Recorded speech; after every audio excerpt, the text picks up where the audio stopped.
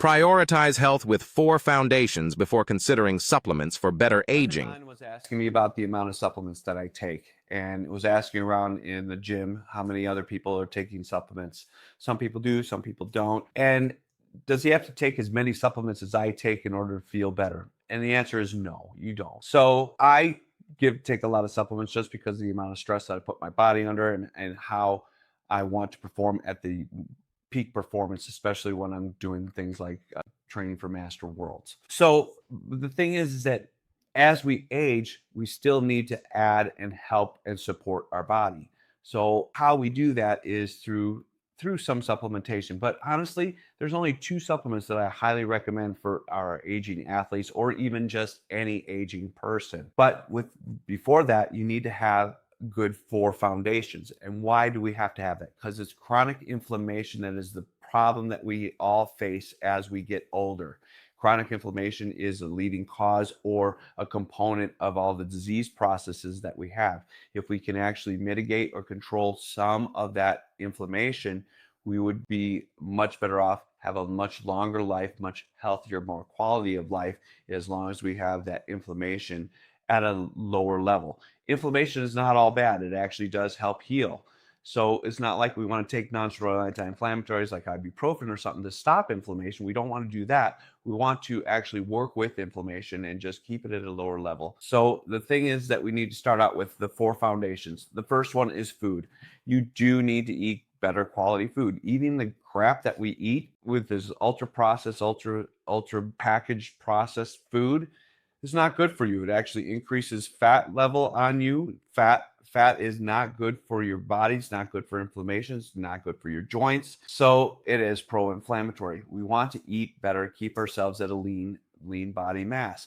That is focusing on protein and then using your carbs and fats to rebalance the rest of the calories that you need to take in. But good quality carbohydrates, good quality fats, and a good quality protein are critical in actually helping your body get the nutrition that it needs. Garbage in, garbage out, same concept. So the next thing would be exercise. You do need to do some mobility exercise. You need to get your body moving and flowing the way that it's supposed to.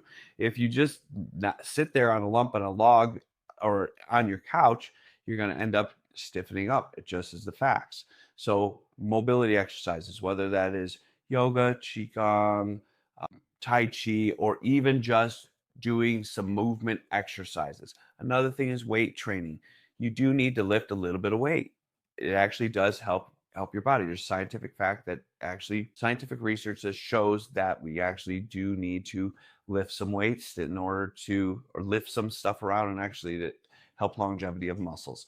The next thing would be water intake. You do need to drink plenty of water to actually flush out your system, keep things regulated and hydrated in your body.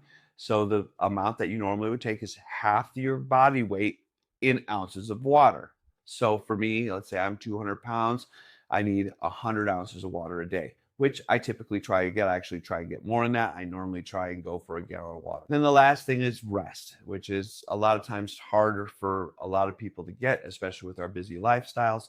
But as we get older, that 8 hours of sleep is pretty important to get. Get a minimum of 6 to 9 hours of sleep a night. Now, that's not always possible. So naps do count. If you can take a nap in the afternoon, that would be great. I don't know who can, but sometimes on the weekend I'm able to. So getting a good 6 to 8 hours of sleep minimum is actually going to help your body rest and recover, which is actually important. So those 4 foundations: good food, mobility exercises, plenty of water, and plenty of rest. Now, after that, then we start talking about supplements. And the supplement that I would take is omegas. So fish oil is one of the things that I take. It does help with a lot of different body processes, really does help with inflammation. So I do take this on a regular basis. One of the other things that I do take is quercetin and bromelain. Quercetin is a bioflavonoid found in a lot of different fruits, helps with a lot of different things. It's a natural antihistamine. So those of you with allergies, it really is going to help with the immune system and taking care of some of those allergies that you have. It's also a natural anti-inflammatory. The other thing that it does is it kills off senescent cells. What are senescent cells? Zombie cells. So as we age, our body has a more difficult time clearing out the cells that are damaged and not functioning anymore. And they sit in the body and they kind of act like rust in the body, and they're called senescent cells. Quercetin actually helps your body clear those out. So these two are the only two supplements that you really absolutely have to have.